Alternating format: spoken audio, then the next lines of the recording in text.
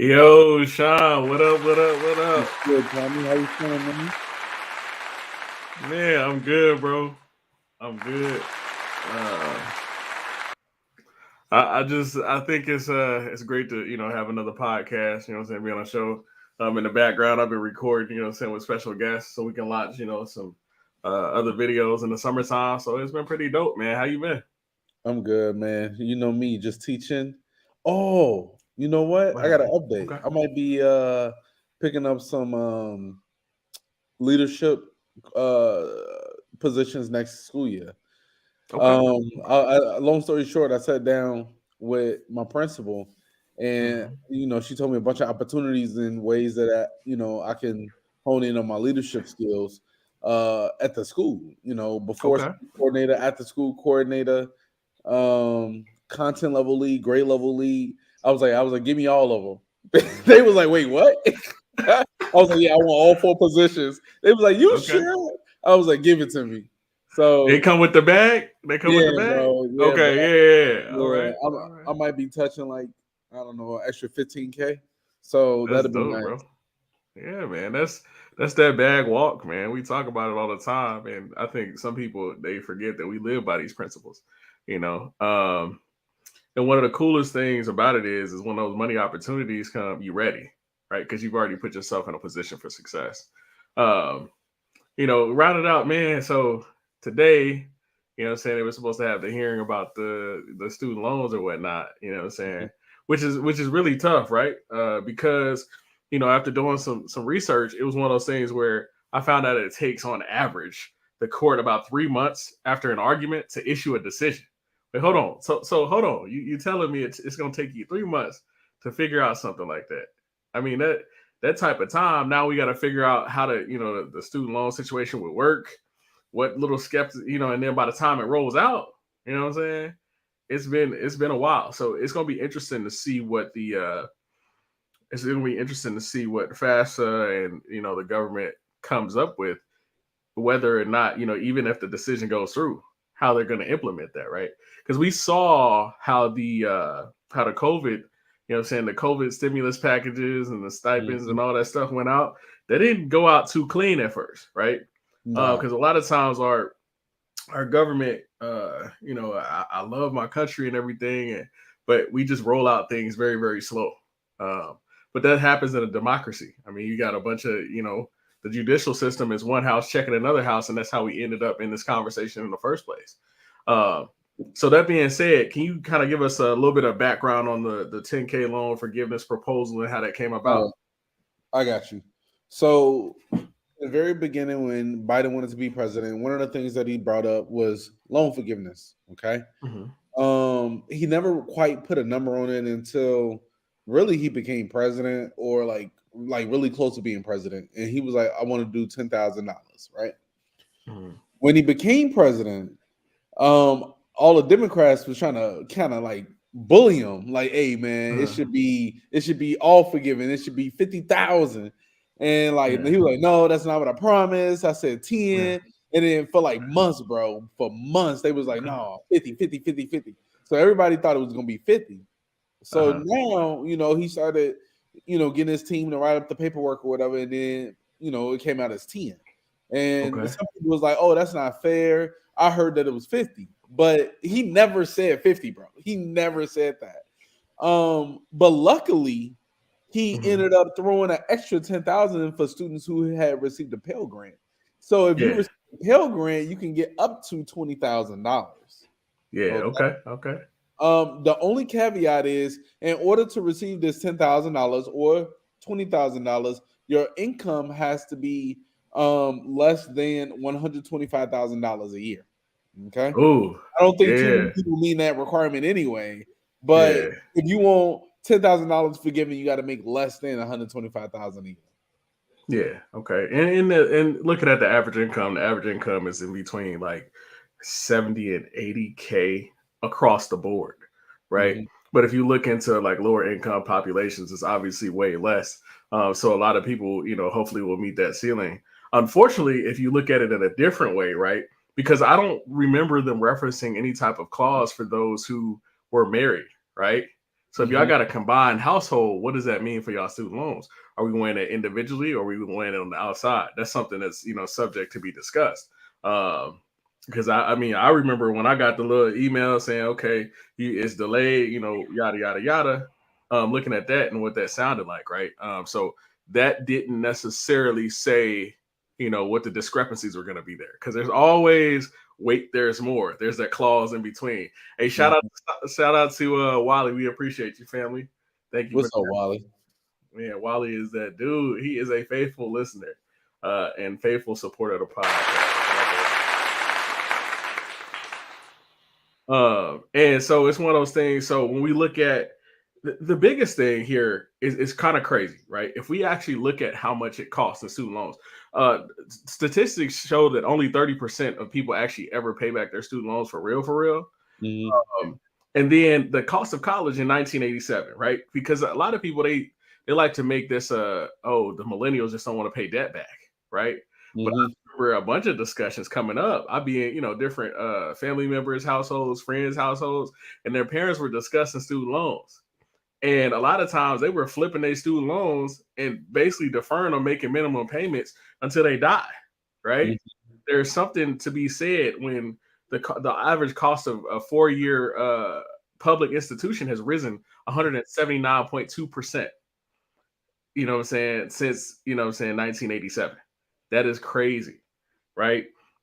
You could go to college for thousands. You know what I'm saying? You could take take 6 racks in 1987. You know what I'm saying? And then take that and then go to college. You was good 4 years. Obviously, income was lower, but at the same time, that was like half a salary. Now you're talking 40K plus, and that's not talking about books, right? The cost of books are sky high, right? Obviously, shout out to EIU. We had rental assistance, you know what I'm saying, when we was in school, so we got to rent some of our books, but that still came at a price, right? And then you've also got to live, right? You got to eat, you got to clothe yourself, you got dining halls and all those things, and they were still charging for their packages. I remember looking at it. I don't know how much was yours on average. You remember which one? The meal plan? Yeah, the meal. I'm trying to remember. They had the 7 meal plan, the 10 meal plan, and I think the 12 or something. And or 15. I think it was 15, 12 or 15. And when you do the math, Tommy, you be like, wait a minute, 3 meals a day times 7, 14, 21. Ain't that supposed to be 21 meals? Boy, we was going on campus only eating 2 meals. Bro.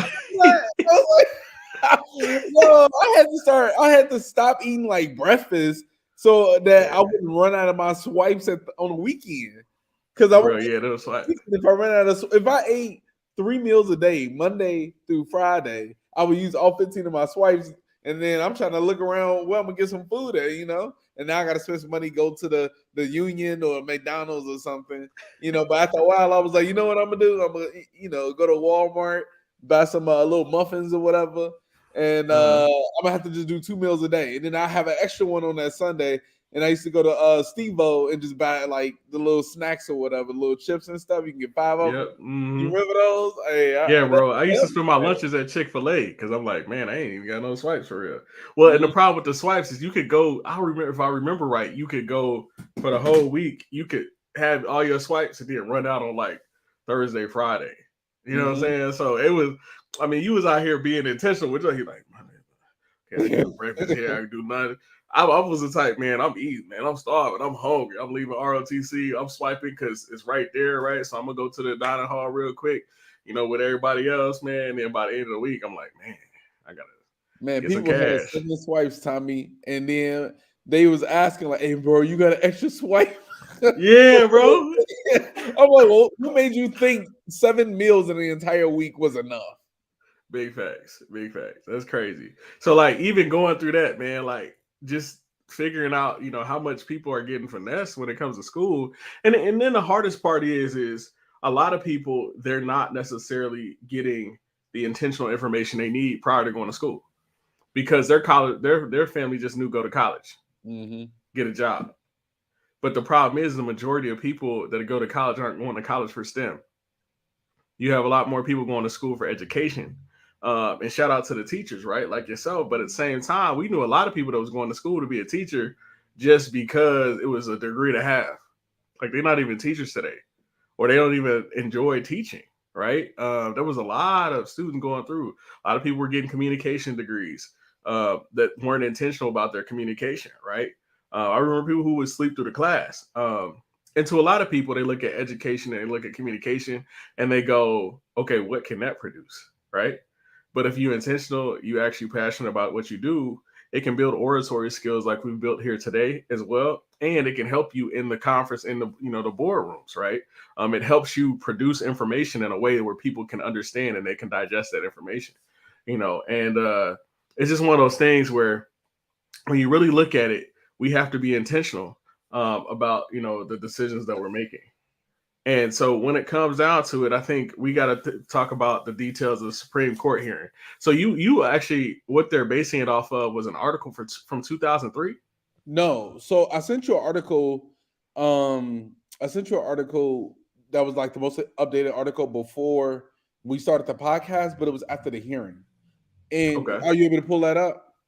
Yeah, hold on, give me a second. I put it in the Gmail one. I put the link there for the actual article that I read, but then I wanted to also reference the what is it called?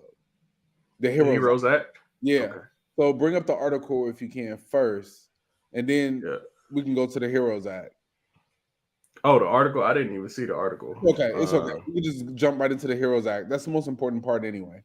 So basically, I didn't get a chance to listen to the hearing. Okay, I got off work. I came home, I relaxed, I ate dinner, and just kind of chilled out. Oh, good. It was because it was today. Yeah, I didn't jump into watching a 4-hour video. Okay, I'll do that throughout the week. I didn't do it today, so sorry.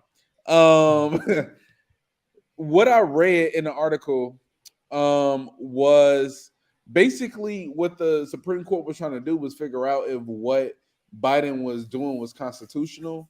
And Biden was saying, all I'm doing is using a Heroes Act of 2003. Okay. Now, if you go through the article, are you able to make the article a little bit bigger? Yeah, I can do that a little bit. Hold on.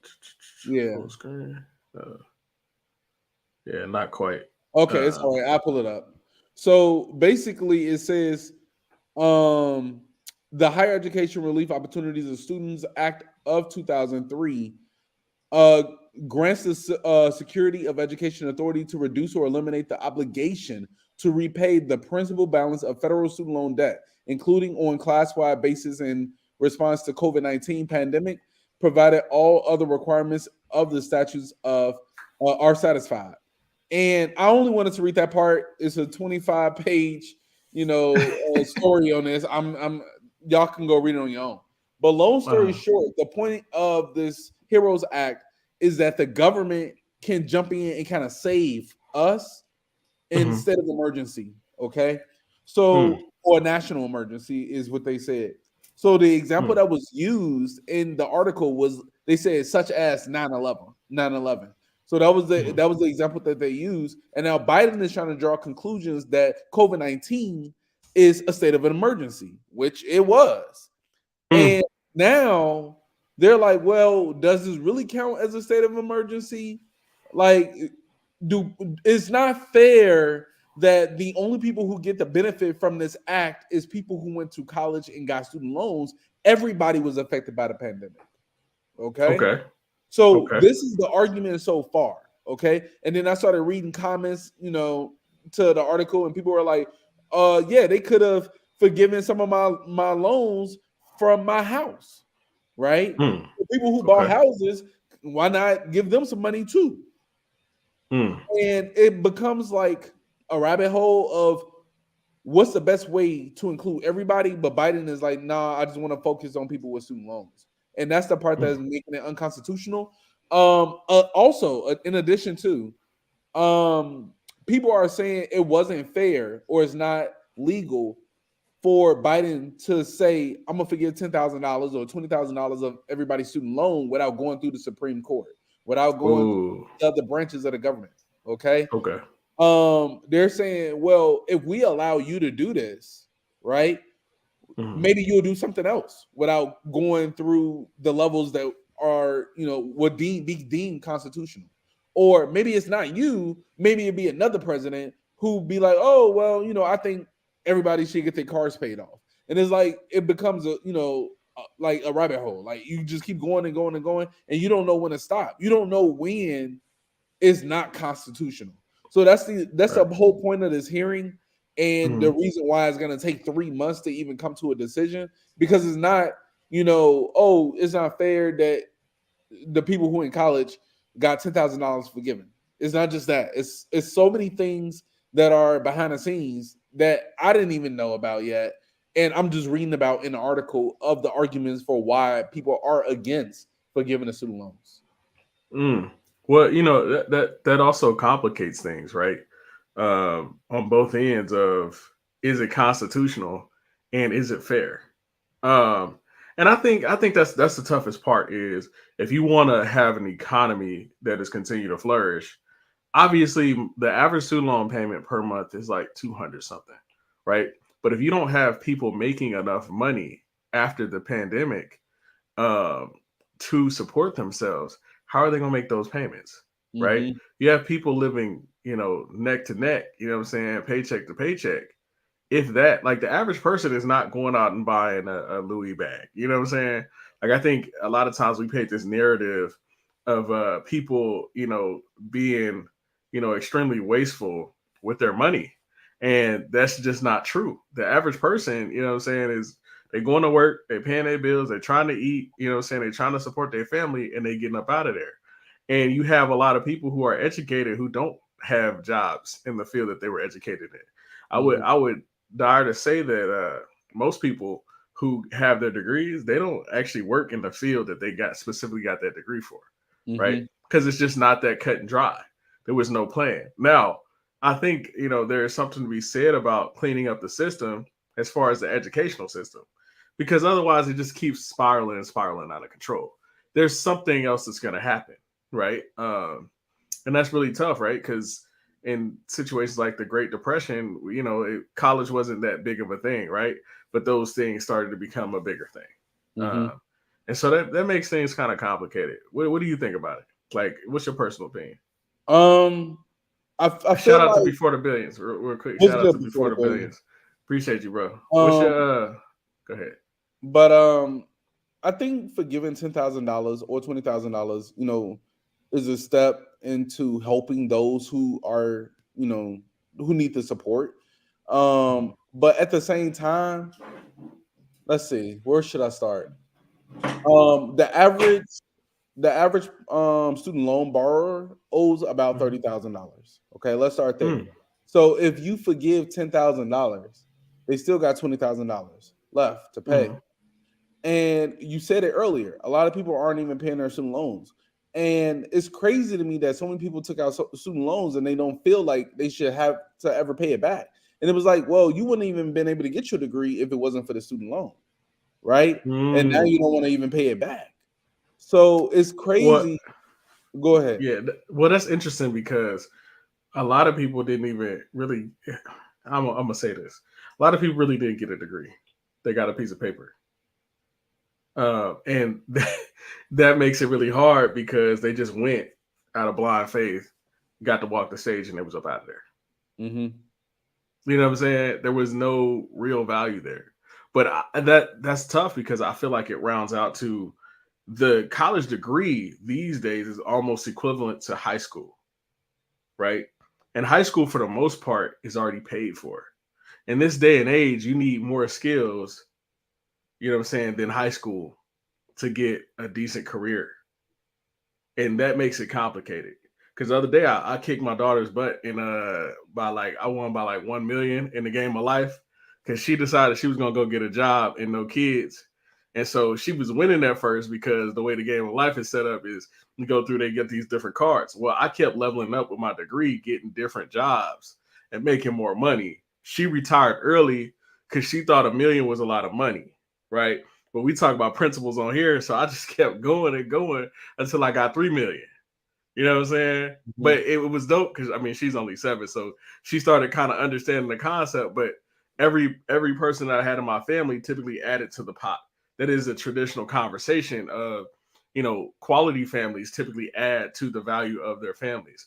But what we're finding is a lot of people didn't go and make those decisions. And so I think there's something to be said about, like, if we look globally, there are a lot of, other countries that are neck and neck with us. A lot of people send their kids over here to get the education, to get the information, to go back to other places, right? But the current educational system that we're in, whether it's high school or college, continues to spin in a circle. Like, our kids are not necessarily making it to the levels that they need to. You got high school students taking college classes to try to get ahead in life later. What does that tell you about the quality of the high school classes if we're pushing them further and further into college before they get there? Somebody knows that there's a hefty amount of student loan debt, and that these kids need to be ahead so they can actually be successful in the regular world. I wanted to add on to our point for earlier. What about the people who don't finish college, don't even get a degree, but they got student loans? Like, I think that'll help them out a lot too. Because if you went to school for 3 years, 3.5 years, 4 years, did not get a degree, what job are you landing? Right? What salary are you landing? In addition to the student loans that you got to pay. 100%. And that's a messed up situation. At least the person who finished the degree and utilizes the degree can put themselves indoors that at least get them some extra cash. But the people who don't finish the degree and then go work somewhere that is low paying, they kind of they're gonna be in the bind, man. It's gonna be a struggle. And then it affects your credit. I don't even think people realize that after you go delinquent for so long, it affects your credit score. And a lot of people don't realize it. They're like, okay, my credit's low, but they're not looking at the small things that they looked at. They call, the student loan. They're like, I'm just not going to pay them, but it does affect your credit score. And so that makes it tough as well. And then the thing is because you can only defer for so long. But that being said, like, it's making them suffer when it comes down to, opportunities. So what do you think? So if we look at this from implications from the implications for the borrower standpoint, what says Shawn as far as, hey, they say, nah, we ain't doing this. This is unconstitutional. I mean, if it's not forgiven, like, people still gonna be feeling like they don't owe the government because it was even like they don't owe anybody like the money to pay off their student loans because this was even brought up. I think the fact that they even brought this up is still going to put people in the mindset that the government should be able to bail them out of situations. And I think that's a dangerous mindset for everybody to now start thinking, oh, well, the government, I don't want to pay any debt anymore. The government should be able to take care of me. And, I think we was very lucky to even get the money, even though it was our taxes basically, but to even get the money during the pandemic, was a blessing to a lot of people because they needed that money to survive. And it's like we've now been in a position for the past couple of years to really rely on the government in order to get by. Like, I'll give you more examples. So the cost of groceries are going up, right? And in Chicago, they're like, oh, don't worry about paying the taxes on the groceries. Well, what happens when you have to go back to paying your student loans? What happens when you also have to go back to paying full price for the groceries with the taxes? It's like, what other things have the government stepped in on in order to alleviate the pain of COVID-19, but actually now puts us in a state of depending on them? And it's like you move back home with your mom, and mom is saying you don't got to pay rent anymore. But now, she's saying you got to get out the house and you go get your own place, but you haven't paid rent in years. Are you going to be responsible and pay rent every single? And then you don't have any rental history either. So you're compounding problems because most people aren't willing to rent to somebody who doesn't have a track record of renting. So this was an issue that I had when I came back from deployment. Since I was going on deployment, technically my rental history, I had to get a letter from my last landlord. Everything was good, right?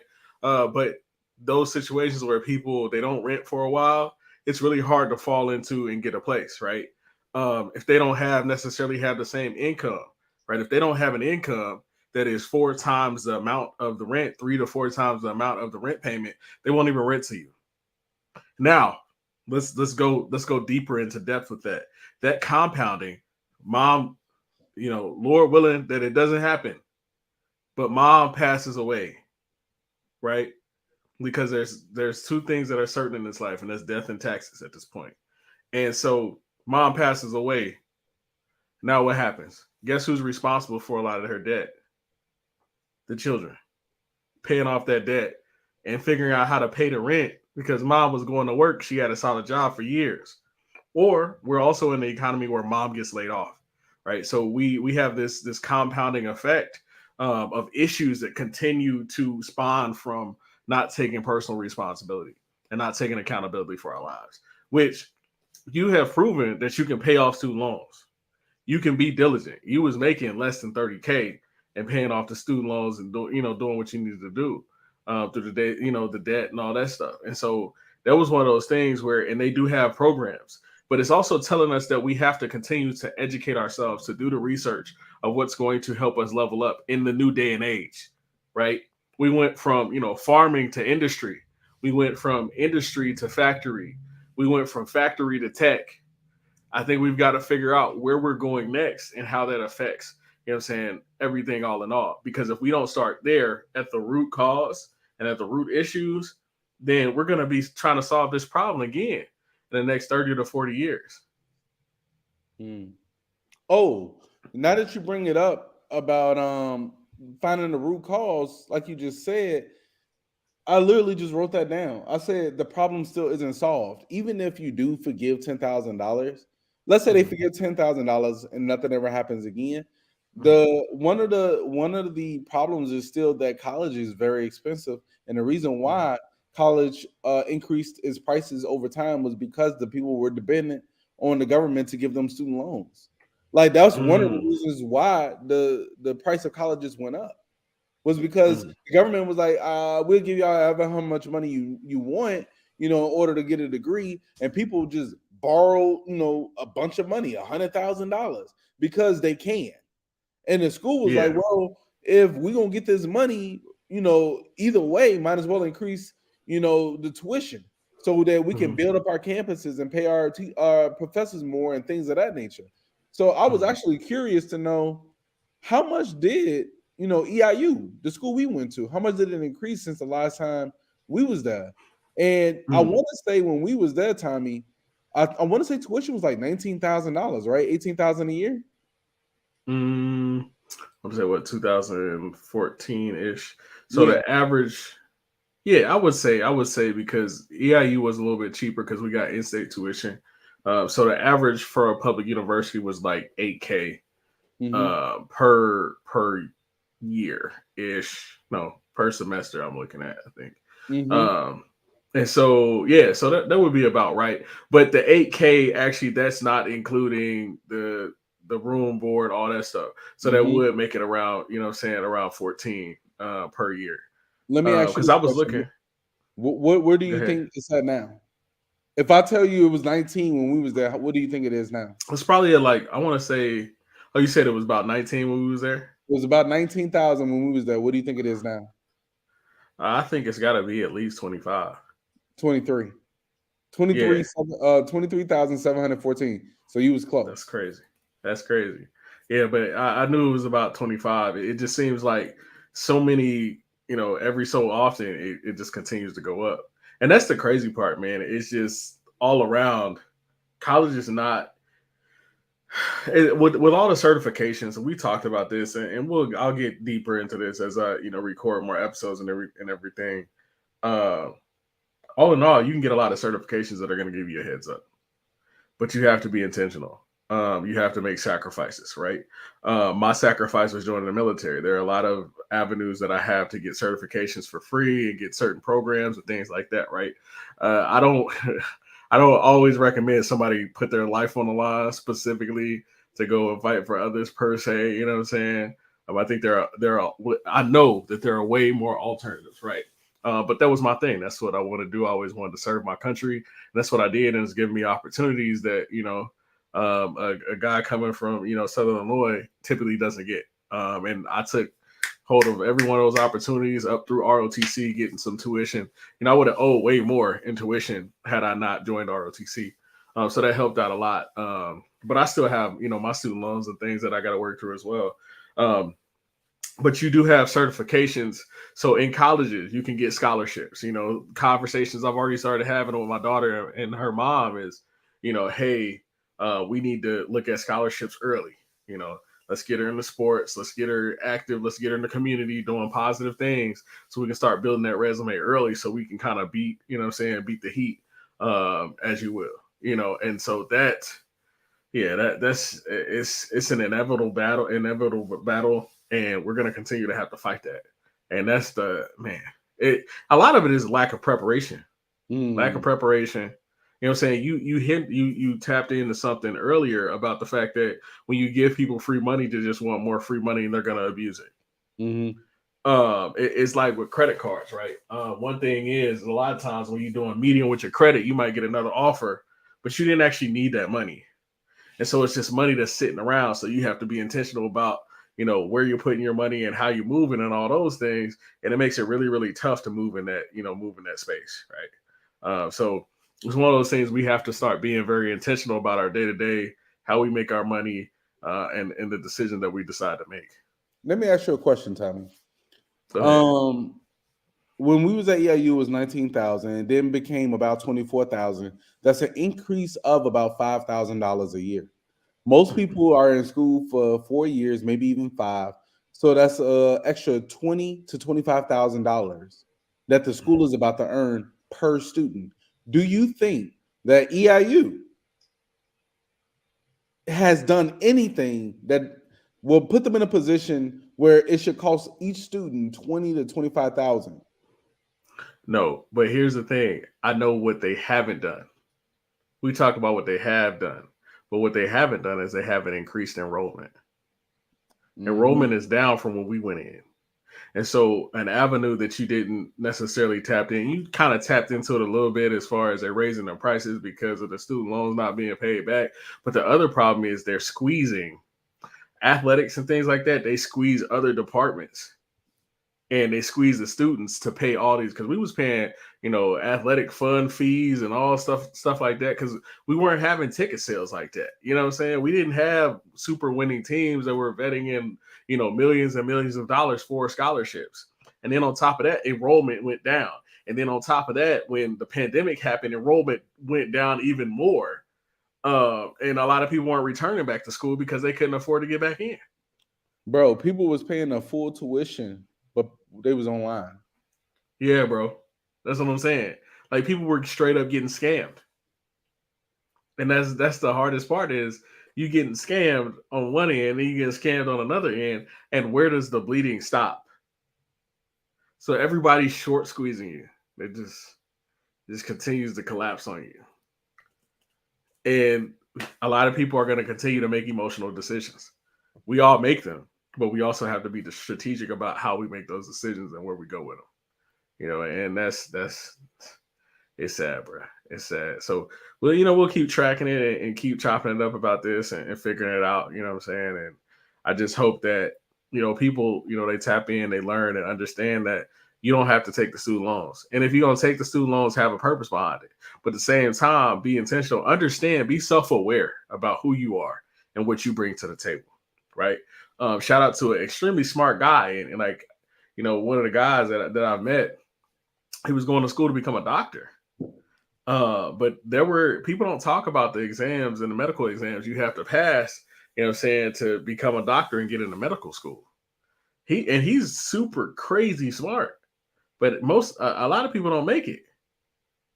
You said you're going to be a doctor, you're going to be a lawyer, you're going to be a scientist. How much are you going to make as a scientist?